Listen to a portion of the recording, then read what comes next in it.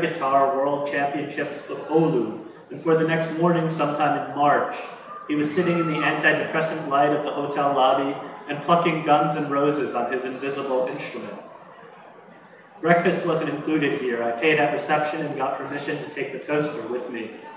"Shitty city," said the woman with the cap when I asked about the writing on the wall.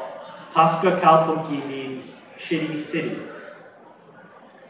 At least this. Felix with the Polaroid camera. In the room, the breakfast was waiting on the floor. I was standing by the window and observing the frost patterns on the glass. The snow on the train station plaza was glowing orange. We could still hear individual firecrackers exploding and shards clinking. Behind me, Tully and Felix lay intertwined in the blankets and jackets. Our car was parked under the street lamp, freezing. We'd come from Rovaniemi. We were on the way to Helsinki. Now we were stuck in Oulu because the car couldn't go at 39 degrees below zero. The coldest day of the year. In Rovaniemi, Tully's father had a snail farm, and in the winter he sold the deep frozen animals in the shopping mall. "Eat, eat," he said on Christmas. "Please eat." "Breakfast," I said now, opening a can of Lapin Kulta for the dog. "Please eat." Lua woke up and rolled off the bed. Under Felix's hood, he looked like a monk. Tully reached out her hand to me, and I poured the beer in Lua's plastic bowl. The monk drank beer. The disabled veteran greedily emptied the bowl. My thermal underwear struck sparks into the darkness as I took off my ski pants, and Tully's hand followed into the cave of blankets and jackets. Tully's smell might have condensed. She bit into the apple, and Felix said, "Stay still." "The coffee's getting cold," I said to Tully's mouth, and her warm tongue made the word "cold" melt. I drank the apple taste from her mouth. Felix put aside the camera. His hand moved between Tully's legs. Our breath hung over us in the cold like a cloud. Lua drank his New Year's beer. Firecrackers exploded. We wore our caps. "We are here," said the dog, lying down in front of his bowl. "We are here where we belong." Is there some kind of Viking pillow fight going on? Yes, that's what it looks like. It's a Viking pillow fight? It's the third annual pillow fight. Third annual. It's really a rich tradition. we were in Grendel a couple of days ago. Also in the middle of the reading, suddenly the entire cross-country team showed up completely naked, only in running shoes, and ran through the library. Like, it was 25 men. And I'm totally on statement. Who cares about this? Sorry, that was such a poignant moment of the story. I mean, it has to do with pillows somehow. That's true. Wow, they're really going at each other right there. It's also raining. Yeah. Wow. And you guys are here at a reading. We should dismiss you so you can participate. All right. Okay, we're going back to Oulu. We leaned our heads together, and Felix held up one picture after another over us. "Santa Claus is waiting in the lobby," I said. "Once," whispered Tully. Santa Claus wore a white coat and shone in the sky like the brightest star with the longest tail. Tully took Felix's right hand and my left in her small fingers. I could smell Felix's liquor breath and Tully like hot lemonade on his fingers. "Santa Claus rode on his noblest elk," whispered Tully, "the most faithful animal with fur like snow and a heart of gold. It carried him everywhere and always brought him back home. But one day they ended up in the worst snowstorm since the beginning of time." Tully's fingers trembled. It was so terribly cold that the lakes froze to the bottom and the air cracked. Santa Claus and his faithful friend were buried in the high snow of Rovaniemi and looked death in the eye. His red beard turned to ice and his heart froze. "If we warm each other, Master," said the elk, "then we'll live." But Santa Claus grabbed an icicle and stabbed the elk with his fur like snow and his heart of gold. He opened the soft belly with a sharp shard.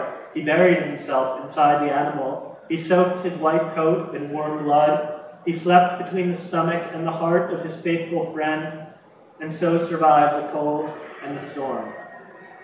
On the street, someone was shooting flares, and we read the colors on the walls of the room. Nothing, said Tully. Nothing is true, and nothing lasts forever. We're not alone, said Felix, clasping our hands. We're three. Paska Kalpunki, said Lua on the floor.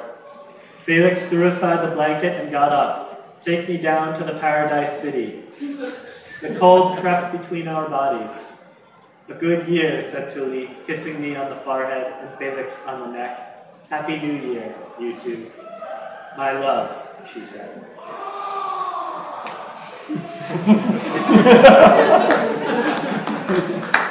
Thanks, Ross. Yeah, there's one, there's mention of that, the Air Guitar World Championship. That really exists. I don't know if you've ever heard about this. It really exists in that Finnish city. And there's actually a Japanese man winning every year, I think. He's in the book. No guitar, but they're really existing. Now you've mentioned before, the places in the book very well. You've said when the question always comes up, and I'm going to preempt it here, which is maybe not a good idea. That was one of your questions that you were holding in reserve, but how autobiographical is the book? And you'll often say that the places are the most autobiographical aspects. Yeah, that's true. I mean, it's Finland, and it's Lago di Lugano on the border of Switzerland and Italy. That plays an important role, and Hamburg, which I read from that passage a little bit, and it's also New York, which we haven't heard. It's also this Brazilian little town 5 hours inland from Recife. They work in a slum there. So and all these places I connected to my biography. So this is the places, this is the world. This is the world I felt confident that I can place my story in. So I was asked yesterday if I could write something that I don't understand, the place where I don't understand the soul of the place, if I can invent that. And I said no, I guess I can. I even went into the emergency room of St. Vincent's in New York once without having any disease. So I walked in and said, I want to research something. And they actually let me sneak in and look around for like a couple of minutes or so. And then I wrote a story, but I couldn't have written it without researching it. Mm-hmm. So places are important. I feel they have a soul. Yeah. Do you have any questions? Because I don't know what the time is now. A few minutes, right? Yeah. So 10 minutes. Then you ask questions. Or leave. Please. Yes. Your main hero, at least in the beginning, is Daniel Mandelkerl. Yeah. Does the name mean anything, or did you just pick it out? Well, it means several things. The first thing is that it's An almond. An almond, yeah. So an almond core, basically this little thing everyone eats. Second thing is that there's a part of and that this is more meaningful, of course. There's a part in the brain it's called corpus amygdala or Mandelkern, I don't know. The amygdala. Amygdala in English.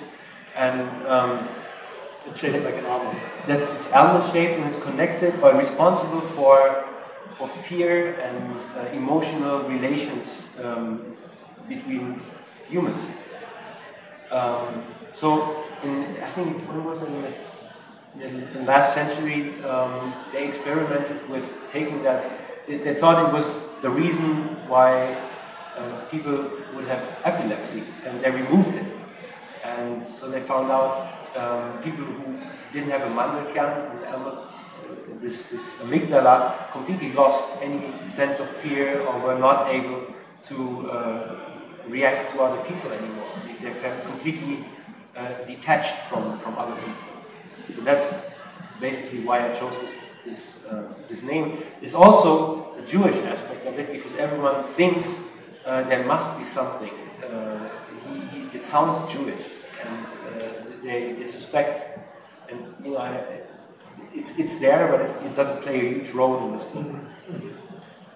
So there's three reasons why I chose this name. The two of you in class, so we sort of know how closely you got to work together during the translation. But could you talk a little bit more about the benefits of getting to work that close, or possibly even some of the bad parts about working so closely with the person who's translating your book and the person who wrote the book that you are translating?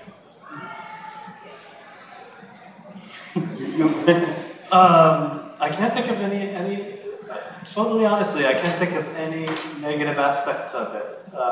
It really. Yeah, that must be why they were all on your side. I think it really was all for the good of the book, the way that we worked together.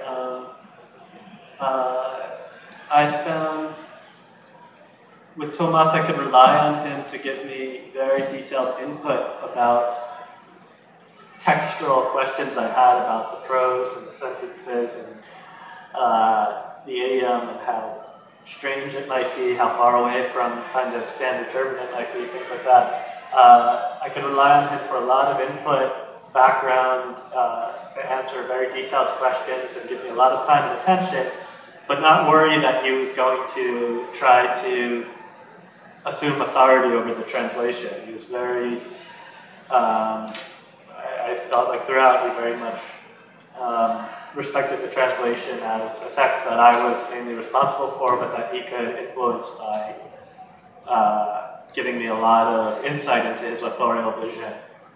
So in that sense, and he was very willing to experiment with different, in a number of targeted places with making certain changes to take into account the English language audience, the different readership, or to